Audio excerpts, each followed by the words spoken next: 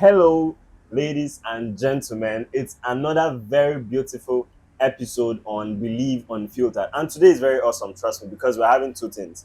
We're having a very beautiful topic to talk about, and we're having a very tremendous guest. I'm not going to reveal his name right now, so chill, hold on. Tremendous. But today we're talking about promoting art in the church, basically. And before we go into that, I want to introduce my guest, my co-host, first of all. And with me is our honorable Emmanuel Irimi, Oh my God. aka Dusky. My God. And by my left too is Smaice. Smaice voice to be precise. Celebrate you, sir. By the name Smaice voice, you already know what that means. Yeah. All right, so I'll leave it to Smaice voice. Alright, And good day, ladies and gentlemen. So today I wouldn't want to waste so much of your time. We have, like he has already introduced, I don't want to do so much of the talking, but trust me, I believe it's going to be an exciting time. Absolutely. The topic for today is promoting art, but we are going to center this topic on promoting art in church and basically music. So our guest right here is somebody that has put in a lot of work as regards music and has done so well for himself, I believe. Glory to And God. so we hope to hear from him and learn a lot in this session. So first off, I would want to ask this question to you. I'd want to ask who is a musician? The term, what does it entail to be a musician in general? Oh, okay. Hello, viewers. All about the world. I'm Minister Image, all right? Yeah. Okay. Thank you so much for having me. Thank you so much. Okay.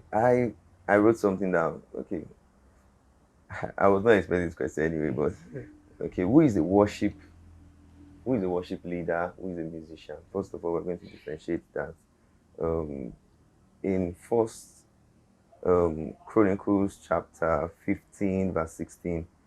In this verse, we see King David giving clear instructions to the Levites regarding playing musical instruments and singing. Yeah. This is even before the temple was built. In chapter 23 and verse 5 of same First Chronicles, we see another instruction concerning an identical tax issued by same King David. And when you go through, if you go through First Chronicles, well, we understand that there's a clear difference between the Levites and the musicians, because there are some particular songs, there are some particular psalm that was written. You see clearly where they wrote. This is for the music director, then this for the Levites and all. Yeah. So I think for that scripture to be more profound in our generation now, we need to first identify who we are scripturally. When you say you are a musician, are you just a musician because you want to play music for what purpose have you been called out to be? You understand? So musician, what was it? What did you say again, Seth? I've used The whole what does it entail to be a musician? Because I like the fact that you were able to attach, because it was actually going to lead to a question I wanted to ask. So maybe I'll just refuse the whole question I just asked you. The like you said, the Levites, the psalms and all of that. Is there any difference between saying this is an artist and the regular term we hear, a gospel minister? So Oh my God. at what point do you say this person is an artist, even though he portrays every attribute of maybe the word and whatever? And then at what point would you say this is a minister? Is there a difference, or I really need clarity on that. There's a very clear difference between being a music artist and being a music minister, because one of the difference is the message. Okay, an artist can just sing anything. It's permitted to sing anything, both contemporary, both we can decide today to sing gospel, because we have so many artists, in quotes, the ones we call secular artists, that pick up songs like you just hear a secular artist title his song Holy Ghost, and it doesn't have a revelation of what that song is. Yeah. But a music minister now, you can say one with a gospel artist Yeah. is someone who understands his calling, as I said earlier, who understands that he has been called out to preach the word via his music. Wow. That is music talent. Interesting. So we get Okay. So, this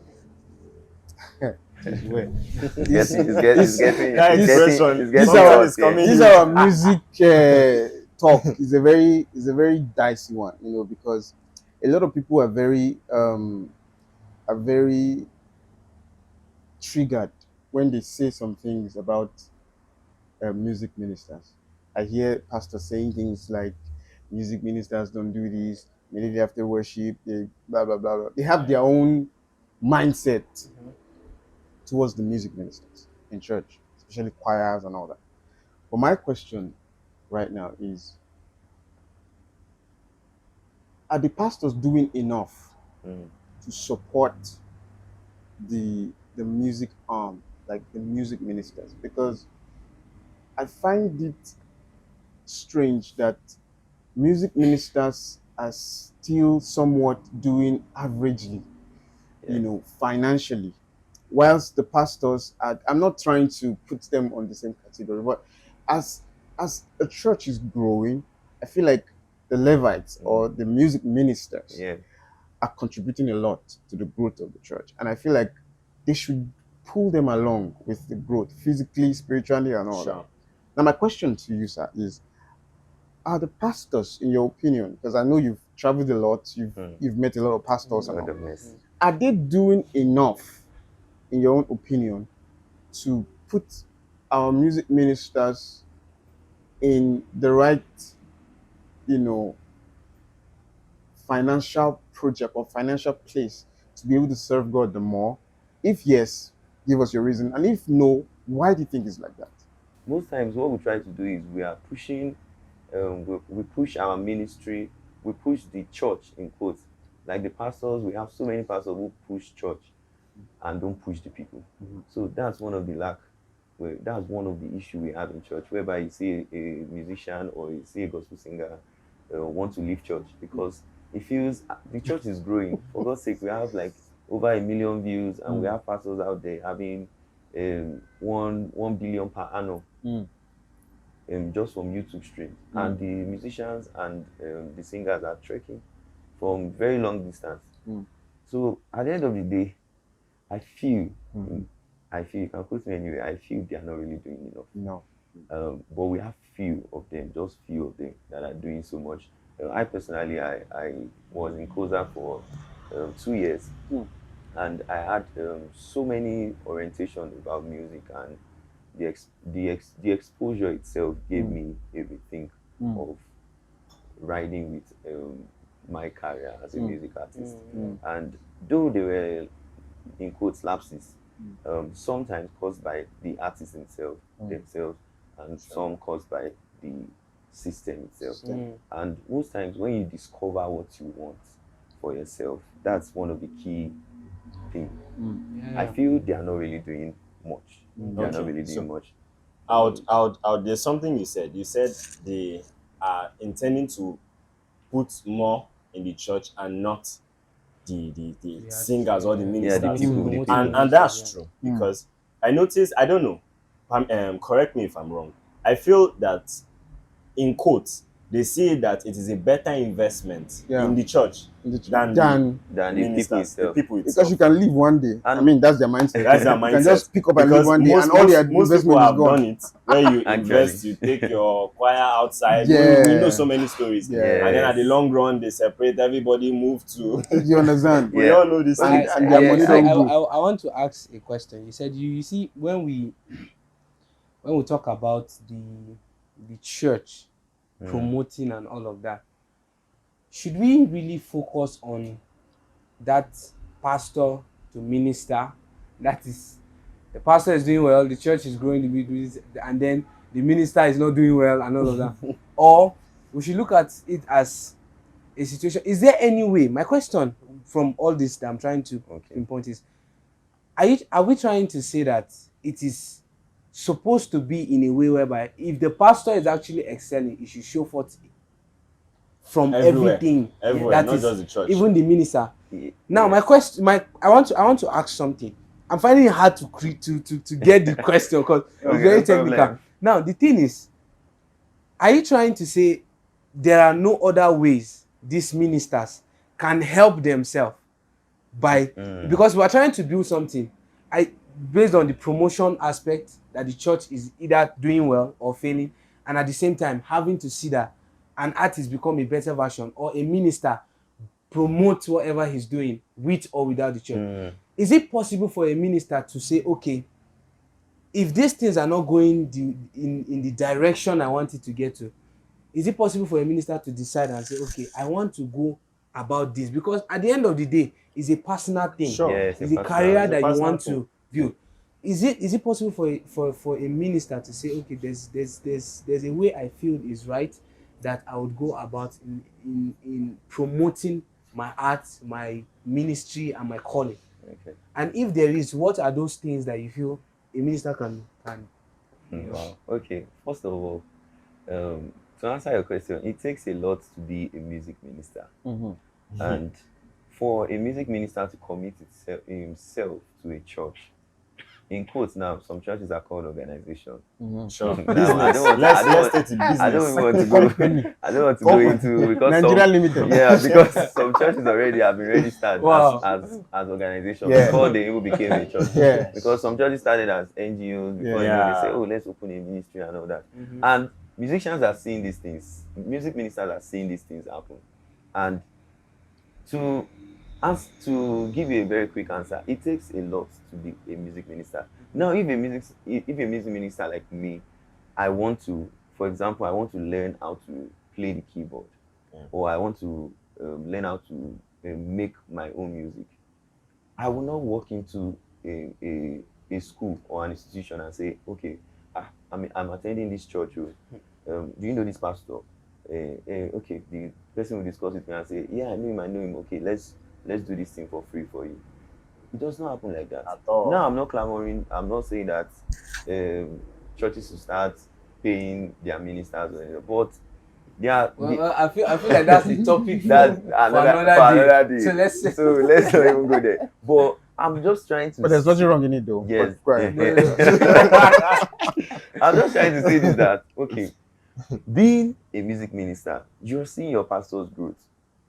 I think it should rub off on you because I feel if Christ was in our time, there are disciples that were around him, and we could see changes in the life of. Okay, you could know that these are the followers of Jesus.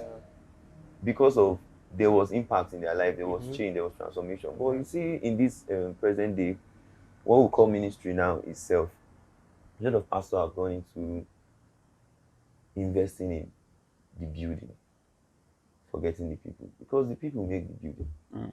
You can invest all you like on getting the best keyboard, motif, node, whatever it is. But once the people don't have that impact, they don't see growth in their lives. I think that's where we are failing. That's where we fail. Now, I have a very simple question to ask, right?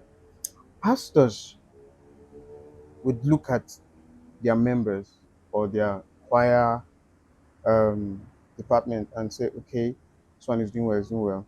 It's not doing well, it's not doing well. Now, my question is, but even before the question, I feel that as a pastor, one of your major message should be given. Sure. As it is already. They like to preach giving.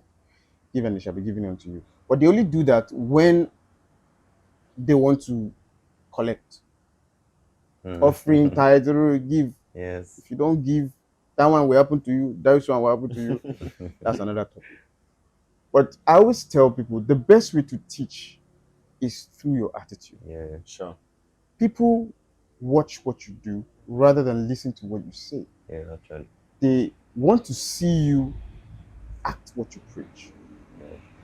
Then they will buy into it more. Yeah. Right? Yeah. Pastors like to teach giving. They talk to some of their friends, tell them some members have money so that they can come and preach giving and target this one. They go as deep as that.